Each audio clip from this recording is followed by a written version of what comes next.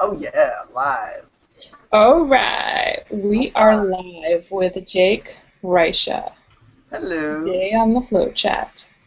So, welcome, Jake. Good to Thank see you. you. Thank Awesome you to for be here. coming on the Flow Chat.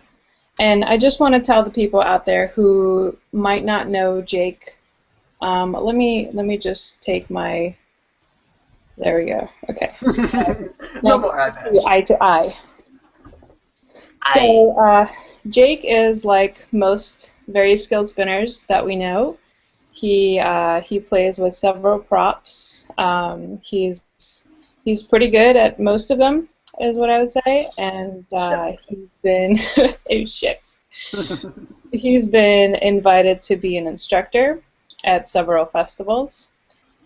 He supplements at least a small part of his income with performance gigs. He also attends many of those festivals where he teaches or where he might be invited to teach. But there's one major difference between Jake and most of those skilled spinners that we know of, and that is that when he goes to those festivals, it's quite a big to-do because how old are you, Jake? I'm 16. Jake is 16 years old. And he's accomplished a lot of the things that some people my age haven't even have aspired to, but haven't quite reached yet. So I think that's pretty impressive. I do enjoy talking to some of the younger members of our community because everyone wants to know where are we going, what's the future of flow arts, who's going to be there, who's going to be the leaders, what kind of things are they going to implement. And I think it's really important to talk to people Jake's age. If you guys know, we had a feature called Children of Flow Arts, and Jake isn't quite a child. He's sort of on that cusp of child and adult. So I think it's really important to speak to people like him, get their opinions, and talk to them about the kind of influence that they want to have in the community as they sort of enter the spotlight, if you will. Very well put. Thank you. So, yeah, I'm really excited to have you, Jake. I'm excited to be here. And if you're ready, I'm going to go ahead and start with the questions. Completely ready. Let's go. Fantastic. Okay. So, the first questions that I throw at everyone is, when did you first start spinning and how? Oh, just the first one first. I started spinning in early 2012 after I got invited to a local fire jam by Danny Kaifan. I met a fire spinner at a local EDM event, and after he did his, whole set, and what does this pop up? Oops. I think I took a photo of us, but I meant to do something else. Oh, okay. That works. That works. Yeah, I met a fire performer at a local EDM event, and after his set ended, I asked him, well, what are you doing? And he gave me a little rundown of what poi was, showed me a 3-beat weave on his fire poi set, and I kind of fell in love right there. And after that, I met Danny on Facebook when I was going through a little rough bout in my life, and she got me into flow arts, so I'm going to come out to a Delray Beach jam, and here I am. That's awesome. Who was that? Danny who? Danny Kaifam, and a shout out to Ryan Stango for being that awesome fire spinner who got me into all this. That's fantastic. Awesome. So, the next question that follows from that is, what about it that kept your attention? Like, what was that little spark that really made you say, well, hey, I can totally keep on doing this. This is kind of where I want to be. I love this feeling. I've always seen flow arts as my creative outlet. Growing up, I had problems with, I never really had an instrument or, an artistic outlook like painting or drawing, where my other friends did. So I felt like I was denied that creative aspect of my life. So once I found flow arts and movement art as a whole, I thought, well, this could be my way to let that creativity out. Yep, totally got it. Totally And got it. you get to this point when you get that new cool trick or you come up with this cool sequence. It's like, wow, I did something awesome. People think that's awesome. That's awesome. Awesome. And it's this bout of pride in yourself for actually accomplishing something. And you do that a lot. You do that a surprising amount for your age. Although I guess it's not that surprising considering that the younger generation always gets things a little bit quicker and better and more ingrained than, somebody like me and I'll throw Oh, it for around. sure. It also stems down to how much time we have on our hands when you're growing up. I can spend 10 hours a day if I wanted to. I don't fully need to support myself at this time, so it gives me the freedom to explore the possibilities of my life. Ugh, whatever. I only have 10 hours to spend every day. Look at me with my fancy job over here. All right. So, we know about what kept your attention, and really curious. So, was your first prop? You were mentioning poi. Was that what you first picked up? I'd say my first prop was poi, but my first time actually touching a flow art would have been way back when in 2010, glow stringing and glow sticking at an EDM event. So I did mess around back then, but I had no idea about glowsticking.com or the global community of flow arts as a whole. So until I actually got into poi spinning, I didn't really, know what flow arts was. So that's my first prop was poi, definitely, yeah. Once I got to that first flow jam, Danny told me to buy a pair of stock poi from poi. Picked up a pair of those, and her and her friend Koi taught me some 3 beats and butterflies and stuff, and yeah, that was the beginning. Awesome. So I just want to sort of jump out of the framework here. This is a question that was not previously outlined, but you mentioned glowsticking.com and how you weren't really aware of it. So I'm curious, when you started spinning what you would think of as, flow props, more flow props than, say, glow stick, so like poi and staff and things like that, where did your instruction come from? Did you go to YouTube? Did you have people sort of guide you by the hand and give you lessons, or did you just figure out tricks on your own? It started out with me meeting my friend Aaron at an EDM event, who was a glow stringer. There was no real learning either of us had. It was just, what can we do with these strings? And we messed around with them a little bit. I think in the beginning I got into some moves from glowsticking.com tutorials on YouTube, but I wasn't aware of the community behind that. I thought they were just people who, oh, hey, I got a camera, let's make a video, teach you some cool tricks. I wasn't aware of the community behind it and how they were actually, a movement of flow arts. Mm-hmm. So it started out kind of just experimenting and playing around. Okay. And when that changed in 2012, how did your learning adapt, or how did your learning change from that point on? Well, it completely skyrocketed. I didn't realize that there was material out there for me to learn from, so I was, figuring things out for myself. And once you have a framework to actually base your learning off of, the growth's just exponential. Like, Mm-hmm. I started off mostly with, as I'm sure many other spinners did, Nick Woolsey's tutorials on Playboy. And so my basis was, real 3D weaves, turns, that kind of basic beginner framework. And yeah, that's where I grew from, I guess. Cool. Yeah, that's sort of that was one of the first things I found too. Was the Nick Woolsey tutorials. He's an incredible person for those. I'm sure he started most of us on our flow journey. Absolutely. Much props to Nick Woolsey. For sure.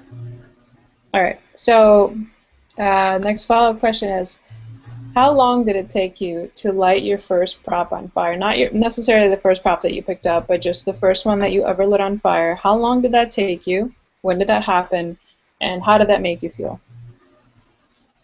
I thought about this question a lot, actually. Excuse me. My first burn was roughly 6 months into actually spinning poi. I was at a drum circle on Miami Beach with the person who got me into it, Ryan Stango, actually. It was an absolutely terrifying experience. I burnt quite a lot of my hair off during that. But unlike most flow artists who... I do too, actually. I see most flow artists come with this whole, they're empowered by the fire. They feel this primal urge of conquering the flame. But I don't really get that.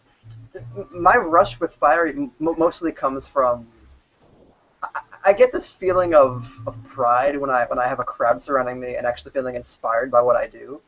It's less the fire that gives it to me and more the crowd. So fire doesn't really give me that rush, but it's the surroundings I have from the fire and what the fire does for me, Yeah, that's really funny, actually. I've never heard, I'm sure I have, but I can't recall anyone that's ever said the crowd gives me energy. I always hear fire and I always hear music, but that might be the first time that you've actually mentioned the audience.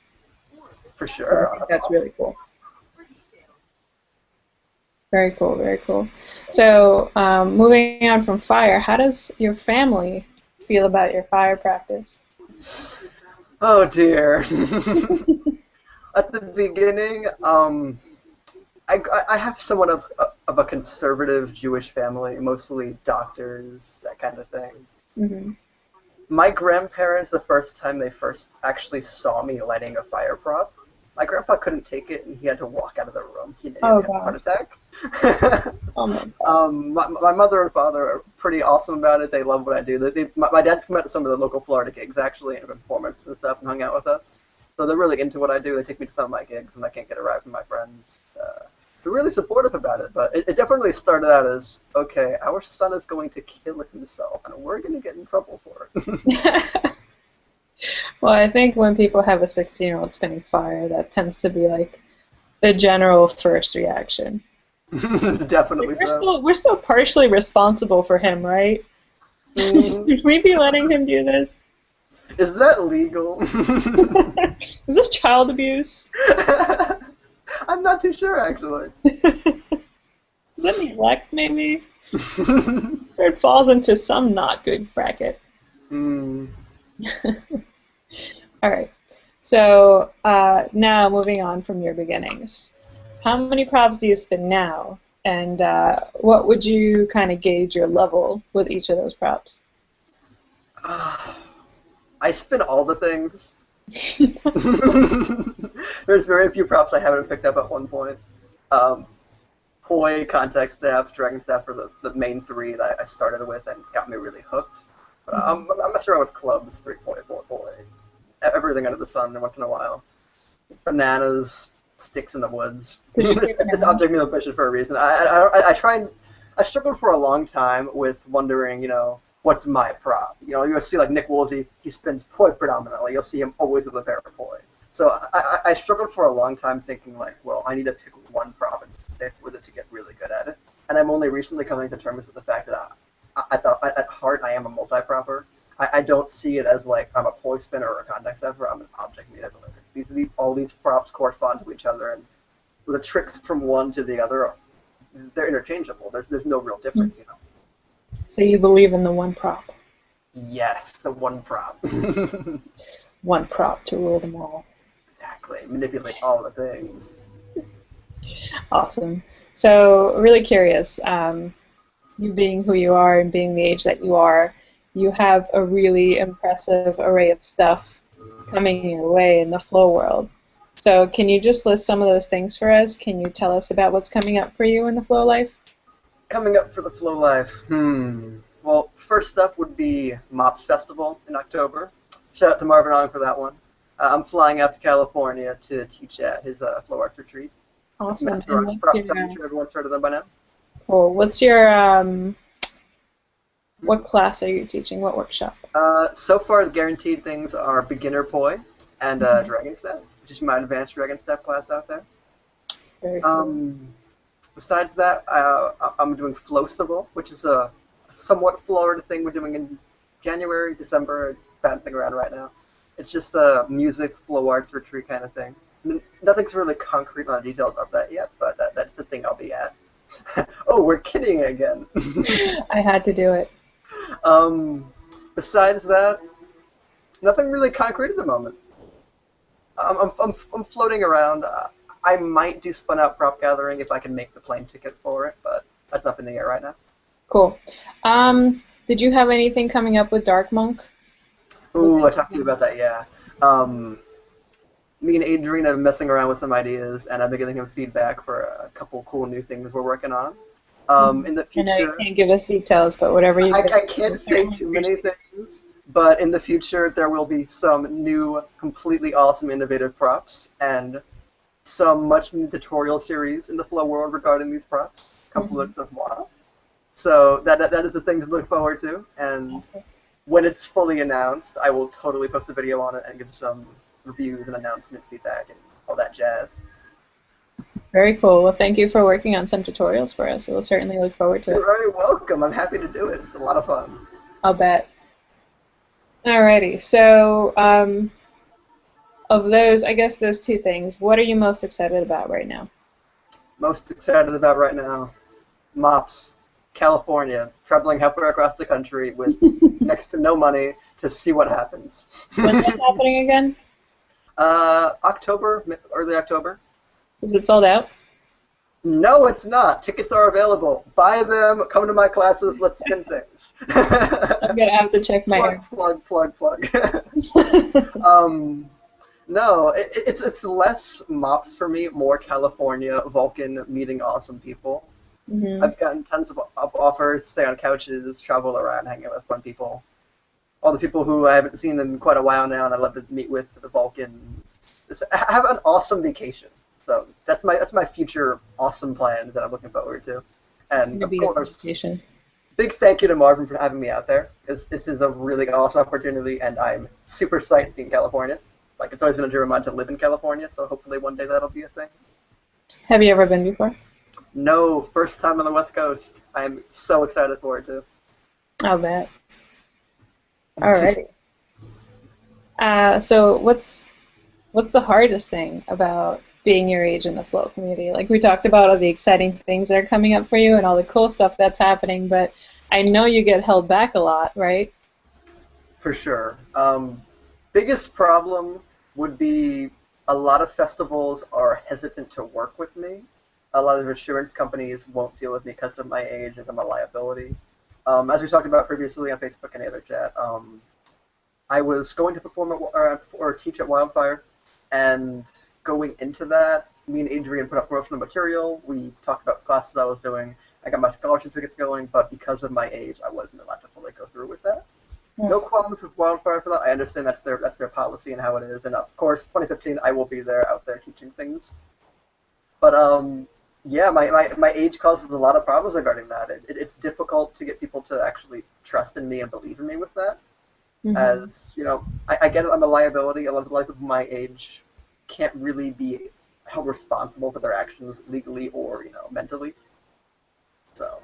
Yeah, and I have to understand the fact that 16-year-olds tend to get put in a bracket, and sometimes we don't have the luxury of looking at each 16-year-old or each 16-year-old and younger as their own individual. Sometimes we have to sort of have the policies in place that apply to everyone in that age bracket, even though knowing you and how I'm sure people can kind of get to know that you're of the quite, higher than typical maturity level for your age, just from this interview. But having actually seen you in person and having spun with you and having seen you in the fire circle, I would feel more comfortable having you in the fire circle next to me than a lot of people you typically find at the Flow Festival. So it is disappointing. I appreciate that comment. Yeah, well, that's how I feel. And I just, but at the same time, I completely understand, and it's just a really sad conundrum. Yeah, and Wildfire, go ahead. It's a problem I've been trying to deal with multiple organizations and getting, work-throughs with them to make it less of a problem and give opportunities to those of us in the younger age group. It's definitely a pressing issue, and I think more people should focus on, and I'd like to point attention towards that. I think the bigger festivals like Flow Arts Institute's festivals, Fire Drums, Kinetic, can make a huge difference by giving us more opportunities to attend festivals when we're, not probably adults. Mm-hmm. So one thing, I've been to Wildfire several times, and not that Wildfire is not its own unique and special snowflake, but they all sort of, like, some of the things about those festivals kind of run together in my head. Does Wildfire allow children, period, or is it no children, period? I believe children are allowed under the attendance of an adult. If your parents go with you, you can do it. Okay. But mine are extremely busy. They work full-time jobs, and it's just not their scene. They don't want to be around somebody's in the spinning fire.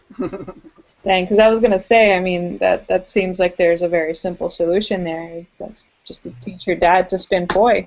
I've tried to get them. I hate to point out the obvious, but... Yeah, I've snuck hoops and poi on my parents multiple times, like, hey, spin this. You'll exercise, get in shape. It's fun. You can relax. It's just they don't have the job to get into it, which I understand. They work full-time jobs. They're busy people. So I can understand that, but it does benefit you in multiple ways. All right. So obviously, that is one of the hardest things, and the fact that you can't get into certain festivals makes us all very sad, because I'm sure people would have really benefited from having you instruct some of those workshops. yeah, So, I've had quite a little circle of tear jerking over that. I was yeah. really excited to go to most of these festivals, but well, I can't do it yet, and well, it's gotta wait, I guess. It's no big deal. Time will come. I will be out there eventually. Everyone's just gotta wait for me. And what's the cutoff age for that? Is it 18 or is it 17? Yeah. 18. Okay.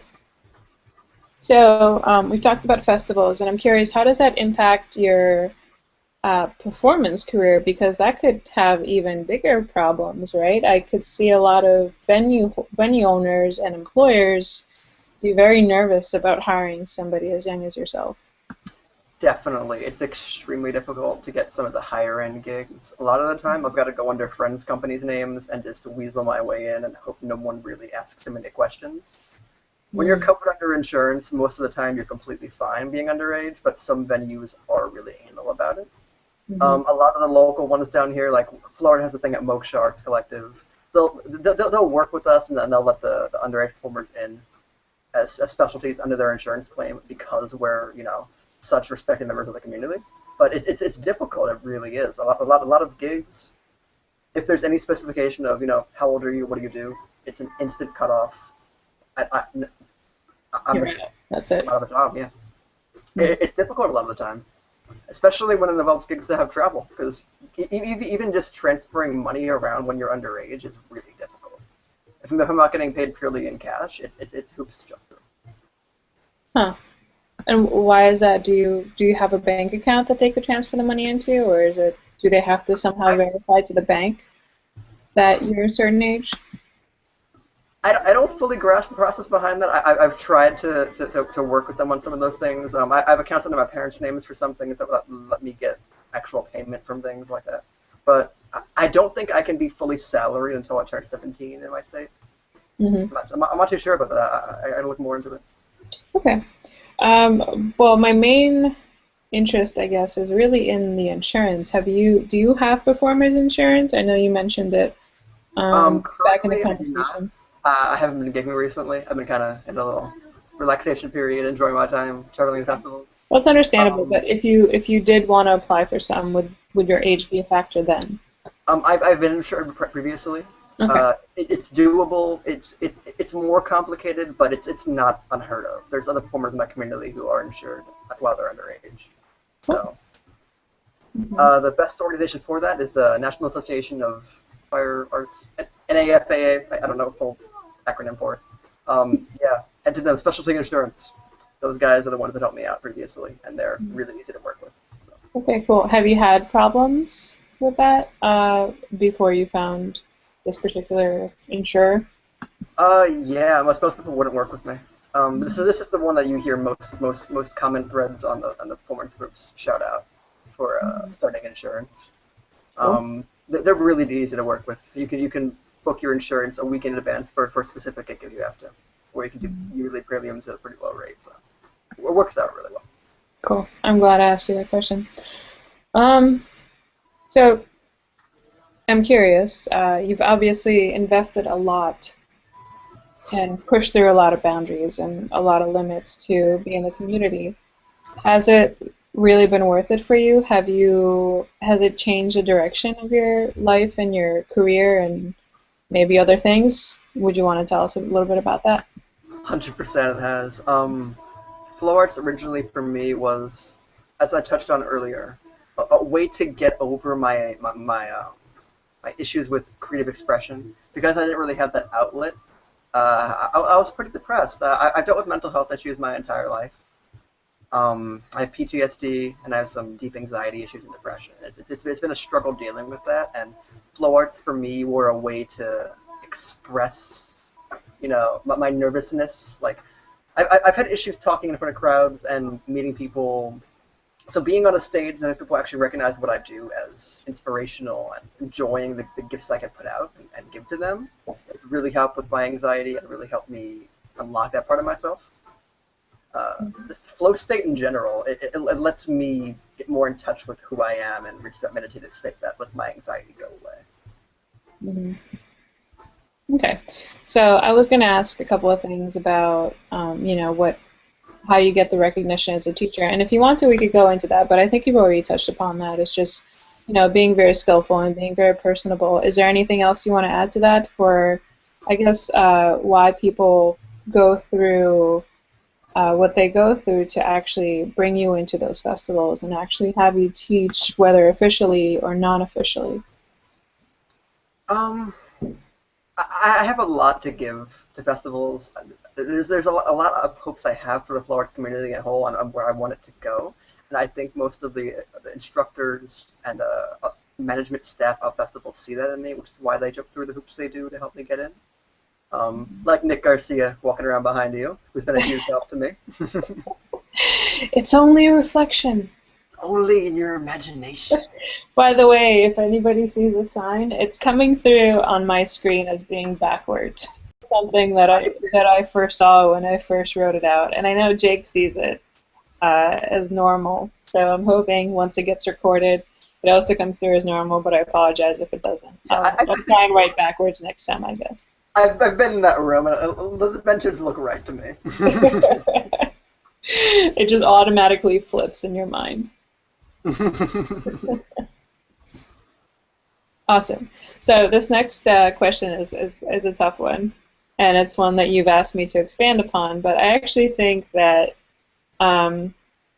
your kind of partial answer, what you sort of came up for an answer, was totally fine. So I'm just gonna. I'm prepared this time. What's that? I'm prepared this time. Good. Oh, awesome. I actually like what you had last time, so if you're more prepared now, that's bonus. And the question is, what is your life philosophy, and how does that tie into your flow world, your flow life? My life philosophy. You love giving the hard ones, though. Well, you said you were prepared, so I don't feel bad anymore. I am prepared this time. It's still a hard question, though. I think everyone's gonna have difficulty answering. What is the meaning to my life? Your life. It's just the way it's like the way that I explained it to you last time, and I just want to explain that to our listeners, who are formerly our readers. And what I essentially mean by that is when you come to a fork in the road and you don't know which way to go, and you could choose, path A or path B, you refer to this motto, this philosophy, or whatever you want to call it, to make your decision. And it could be like, what would Jesus do? Or what would Garfield do? I don't know. What would Nick Woolsey do? Could be that. But my normal approach to situations is I try and think of things from the opposite perspective. As in, if I'm in the person's shoes opposite to me, what would they do? Taking an outside look into the situation and seeing how that would let me handle it has been a big help in actually deciding what I'm going to do towards the situation. I like playing devil's advocate a lot. That's my little fetish. Approaching situations from different perspectives is how you get the clear state of mind to make a decision. So I guess that'd be my philosophy in life. That's really cool. I like that a lot, and that's one answer that I don't really hear a lot. Like, I wouldn't even have thought to do that. And I like the fact that you play devil's advocate too, because in any scientific experiment, that's really how you come to how you come to prove your hypothesis, is by essentially starting out to prove that it's false. Exactly. I try and live according to that, and I'm sure it has some effect on that I want to go into a science field, and I think from that scientific point of view. Mm-hmm. Cool. I love it. I love it a lot. I love that you love it. I do. And I think that's a testament to how atypical you are for most people. I know I was a dumb 16-year-old. Like, I don't even want to talk about how stupid things that I've done when I was your age. So I'm just ceaselessly impressed. And I want to ask you, since you're a really good example of the future of this community, at least I hope you're going to stick with it, and I hope you're going to stay with us. Um, what direction would you steer it in? So we're seeing a lot of current organizers stepping away from their positions, like Keeley just stepped away from Flame. We had Khan step away from Fund the Flow Arts. And as that's sort of happening, and as people like you are coming of age and, becoming mature, what are the things that you would like to see preserved, and what are the things that you would like to change?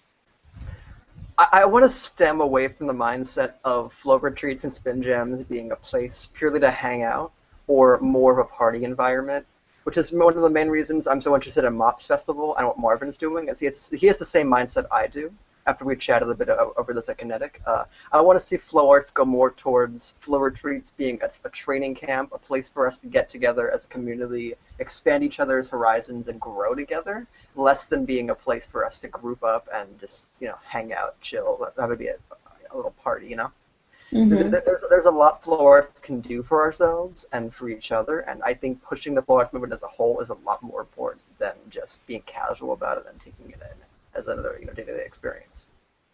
Right, and I know that Marvin has talked several times during our interviews, for one, about how he likes to nurture that kind of an attitude about the flow arts, how it's not, you should have fun, obviously, and you should socialize with your friends, but it's also about learning. This isn't a burn, it's not a music festival. It is a flow arts retreat, exactly, or festival or event. And it's where you come to learn. One thing I like to touch on is, for a long time with me, regarding your point about fun, I struggled with, I train, new moves, new sequences, new combos. For a while, I forgot to actually have fun. And I think every once in a while we need to take a step back from pushing content and being truly creative and just remember why we got started in flow arts, because flow arts is for fun. It's expression, it's to enjoy ourselves. And when we fully forget that poi and context staff and all these different disciplines are fun, that's when we truly lose our passion to keep going. And that's a lesson Teddy gave me a while ago, and I'm just now starting to learn from and actually put into my spinning. Yeah, I could definitely see that. And the interesting thing is I've been saying to a couple of people, it kind of does start to lose that glimmer. Like you just can't help it. Everything does, and it's almost your responsibility and your job to keep that spark alive, and you have to be actively having fun with it, not just, it's not always something that's just going to happen for you. Sometimes you have to really go seek the fun. Sometimes you really have to make yourself a little vulnerable in order to find that next level, and then it's fun again. Definitely, I'd agree with that one. Cool. But you get to this point when you're creating new things where the desire to come up with new concepts overrides the desire to enjoy what you're doing, and you get caught up in this ego complex of, I'm so good, but I'm absolutely terrible. And I came to realize that when talking to Ben at Koi Pound, because he made me realize, I posted a status a while ago about how I wanted to quit Koi for a while, just put my props down and just step back and just reevaluate. And Ben touched on the point that everybody in this Koi Pound area with us, which you were as well, we're all equally afraid of how good each other are. None of us feel like, I'm the best one in this room. We're all absolutely terrified. It wasn't just me feeling that burden on my shoulders to push new things and to compete with everybody else and actually keep up. We're all at the same level, and we're all equally scared to shit. I hate to keep bringing your age into this, but like I said, you would rarely hear people my age, and even people in their early and mid-20s and even early 30s, admit that point. Admit that, they're scared, and everyone's scared, and be aware of the fact that everyone's scared. It's not just me. So first I have to admit that I'm terrified, and then I have to acknowledge that, well, everyone else is too. Like, that's pretty, it's pretty blatant. I'm not that different from all these other people. For sure. That's one of the things I've learned just growing up. Like, as you become an adult, you don't suddenly know everything. You just get better at hiding how scared you really are and how you actually know. That's really well said. Like, we can't just we can't just hide behind our parents' legs anymore and like peek out through their pant legs and hide. So we're much more furtive about it, but we're still scared, and I'm always excited when people are willing to come out and say it. Exactly. So, is there anything else you wanted to talk about before I pop our last question? Nothing in my mind right now. You can go wherever Okay. you want to go with this. Perfect, because I always love this one.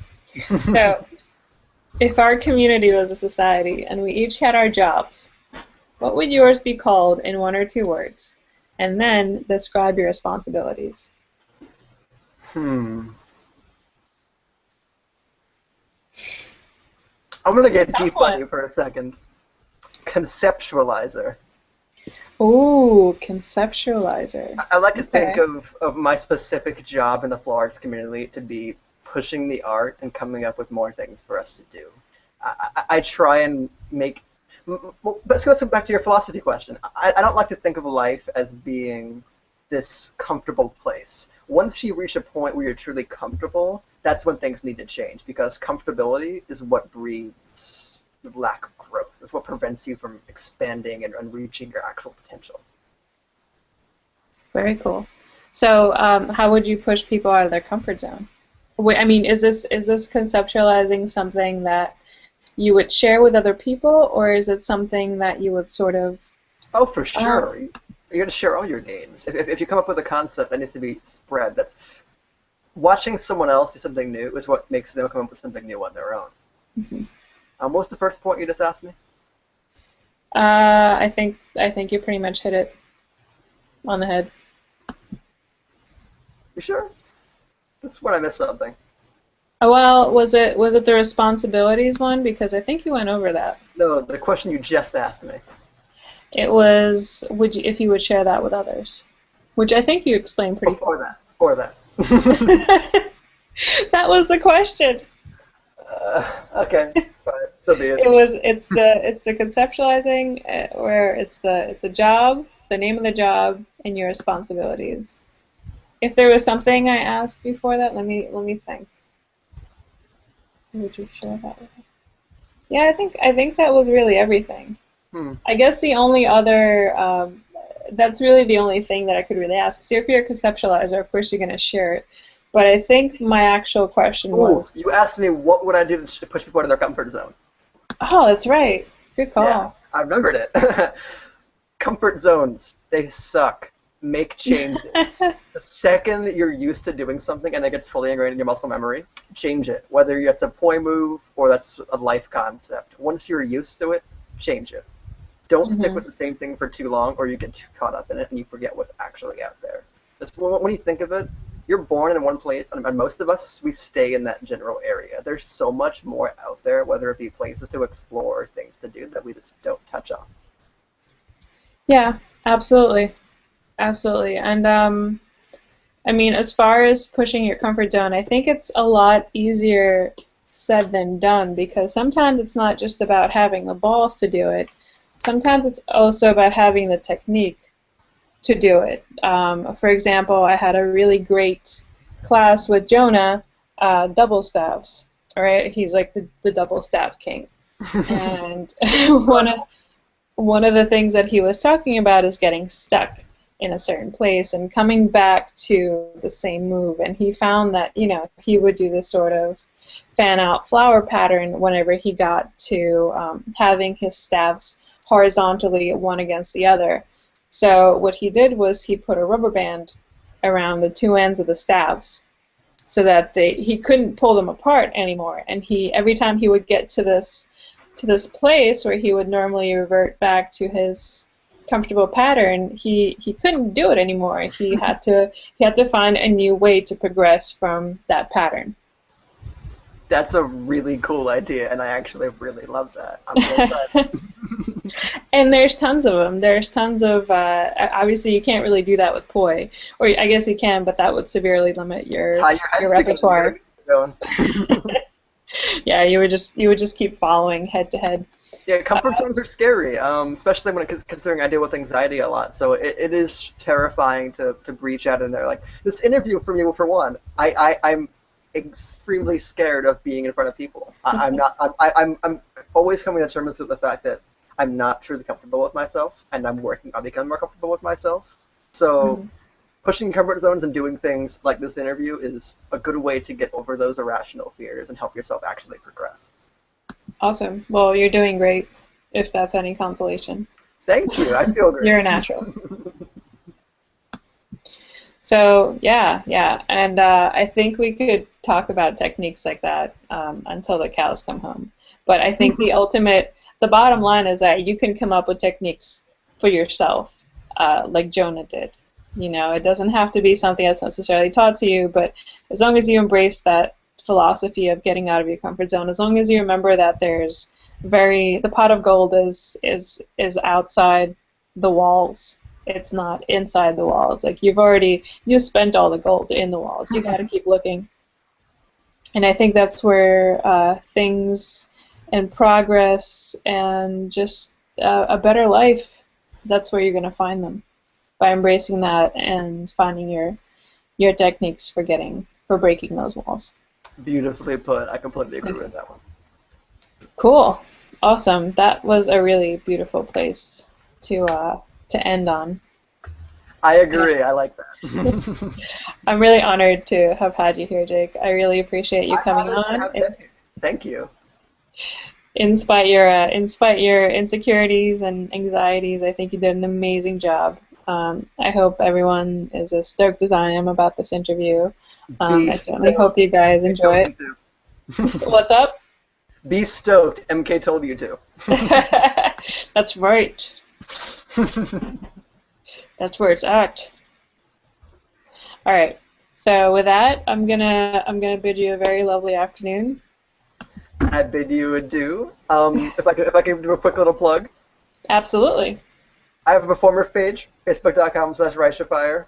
Mhm. Like me, follow me. Come to my classes, MOPS Festival in October 9th to 12th in Vista, California. Come to my classes. Let's do fun things and spend things together. All right. And if you guys are still getting used to the new format, I am gonna have all the links related to Jake, a few videos, of course, some photos as usual, and some of the better quotes from this conversation. I don't think I need to transcribe all of it, but I'm going to have to handpick some of the more inspirational pieces and excerpts from our little conversation, our little flow chat, and put them right in the article when it goes live on Tuesday of this month, the last Tuesday of this month. So I hope you guys read it. I hope you guys enjoy it, and I hope you love Jake as much as I do. Aww, And I can hug you right now.